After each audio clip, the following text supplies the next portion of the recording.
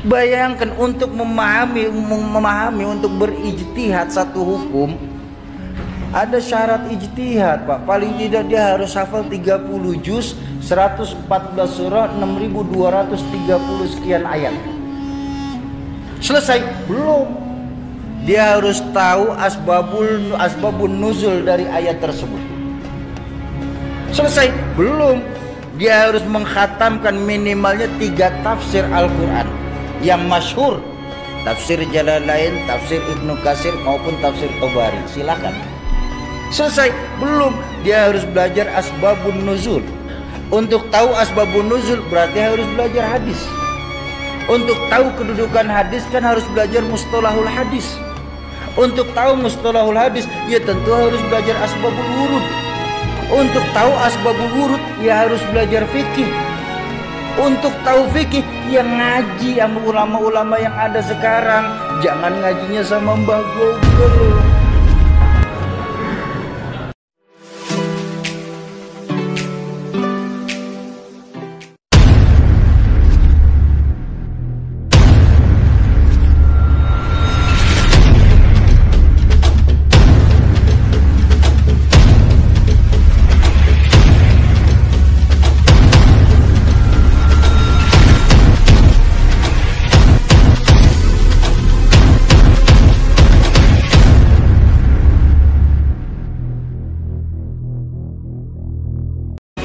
Hati-hati nih. Ini ada gerakan sekarang anti maulid, gerakan anti tahlil.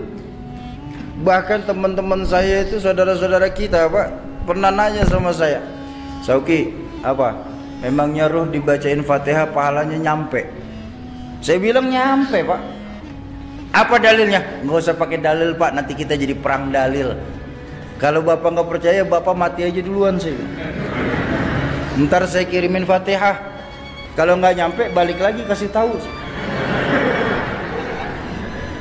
Lo kalau khilafiyah kita perbesar, Pak, sampai kiamat pun nggak akan selesai. Benar? Makanya Al-Quran memberikan jalan tengah. Apa jalan tengah yang Al-Quran ajarkan? Lana a'maluna walakum a'malukum. Jadi buat saya yang senang maulid kita di Pekanbaru, bagus, terusin. Baginda Nabi senang. Yang nggak suka maulid juga udah diem-diem aja, Pak. Nggak usah pakai ngata-ngatain yang maulid dan bakal masuk neraka. Dikit-dikit neraka, dikit-dikit neraka. Emang neraka punya bapak moyangnya? Hati-hati nih, hati-hati. Ini kita di tempat kita nih di Pekanbaru ini masih banyak ulama-ulama, masih banyak guru-guru. Dan mohon maaf Bapak Ibu, cari ulama dan tuan guru kita ini yang sanad keguruannya mutawatir, sambung menyambung sampai kepada baginda Rasulullah Sallallahu Alaihi Wasallam. Ini penting sanad keguruan nih. Makanya saya agak kurang setuju ketika ada yang bilang bahwa hukum Islam itu cuma 2, kembalikan kepada Quran dan Sunnah.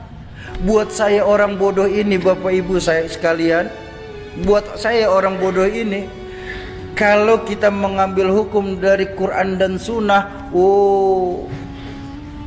terlalu pandailah kita, Pak. Kenapa? Bahasa Quran itu terlalu luas untuk diterjemahkan, Pak, kalau lewat terjemahan saja. Bahasa Quran dan hadis itu sangat luas kalau kita cuma memahami Quran lewat terjemahan. Satu contoh, mohon maaf, dalam Al-Quran yang diperintahkan itu cuma sholat. Betul apa enggak? Apa dijelaskan dalam Al-Quran sholat zuhur, asar, maghrib, isya, subuh? Di mana kita temuin? Hadis. Dalam hadis pun cuma dijelaskan 5, tapi bagaimana mengerjakannya dijelaskan apa enggak? Contoh hadis yang paling gampang. Baginda Nabi bersabda dari Imam Ahmad, "Shallu kama ra'aitumuni usolli." Salatlah kamu sebagaimana kamu melihat aku sholat. Ini kalau kita terjemahkan, mohon maaf saya tanya, Ada di sini yang pernah ketemu Rasulullah? Ada yang pernah duduk di belakang Rasulullah? Terus bagaimana kita tahu sholatnya Rasulullah? Dari guru-guru kita yang ngajarin kita. Ini loh pentingnya. Makanya hukum Islam itu bukan cuma 2 tapi 4. Ada Quran, ada sunnah, ada ijma, ada qiyas. Yang gak ditemukan di Quran bisa kita temukan di hadis. Yang gak ada di Quran dan hadis bisa kita temukan di dalam ijma. Yang gak ada dalam ijma bisa diqiyas melalui ulama-ulama kita. Bayangkan untuk memahami untuk berijtihad satu hukum, ada syarat ijtihad, Pak. Paling tidak dia harus hafal 30 juz, 114 surah, 6230 sekian ayat. Selesai? Belum. Dia harus tahu asbabun nuzul dari ayat tersebut. Selesai? Belum. Dia harus mengkhatamkan minimalnya 3 tafsir Al-Quran yang masyhur, tafsir Jalalain, tafsir Ibnu Katsir maupun tafsir Tabari. Silakan. Selesai? Belum. Dia harus belajar asbabun nuzul. Untuk tahu asbabun nuzul berarti harus belajar hadis. Untuk tahu kedudukan hadis kan harus belajar mustalahul hadis. Untuk tahu mustalahul hadis ya tentu harus belajar asbabul wurud. Untuk tahu asbabul wurud ya harus belajar fikih. Untuk tahu fikih yang ngaji sama ulama-ulama yang ada sekarang. Jangan ngajinya sama Mbah Google.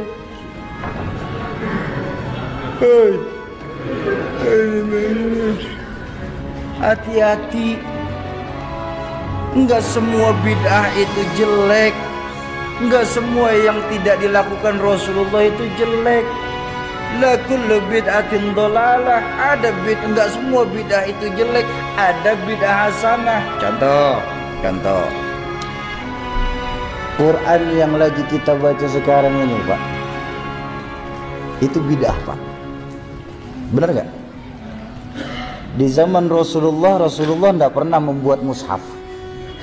Semua langsung penghafalan kepada sahabat. Cuma ketika Rasulullah wafat di Khalifah Umar bin Khattab, banyak sahabat-sahabat hufaz pada meninggal dunia karena perang.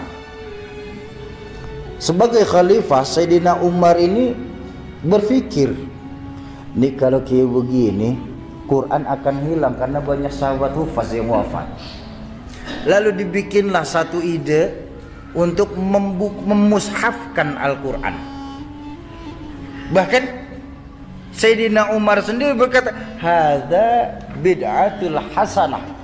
Ini sebaik-baiknya bid'ah. Bid'ah tapi masih baik. Jadi tidak semua bid'ah itu jelek, Pak. Kalau memang mengartikan semua bid'ah itu jelek, mohon maaf Bapak Ibu, mohon maaf. Ini muka kita muka bid'ah loh, Pak. Zaman Nabi nggak ada potongan kayak kita, Pak. Bid'ah tuh operasi plastik. Handphone yang Bapak Ibu pegang itu bid'ah tuh. Nabi nggak pernah pakai handphone kok. Bener. Buang. Ganti kaleng susu, sambungin benang. Ngomong dah tuh, halo. Ayolah kita sesama Islam nih, kita saling asih, asuh. Jangan sama-sama kita malah saling gasak, gesek, gosok. Sudah waktunya kita nih sekarang meluruskan saf, merapatkan barisan. Musuh kita sekarang sudah jelas, Pak. Apa musuh yang paling nyata? Sekularisme dan liberalisme. Jadi selama mereka bersyahadat Tuhannya Allah, Nabinya Muhammad, merekalah saudara kita. Setuju?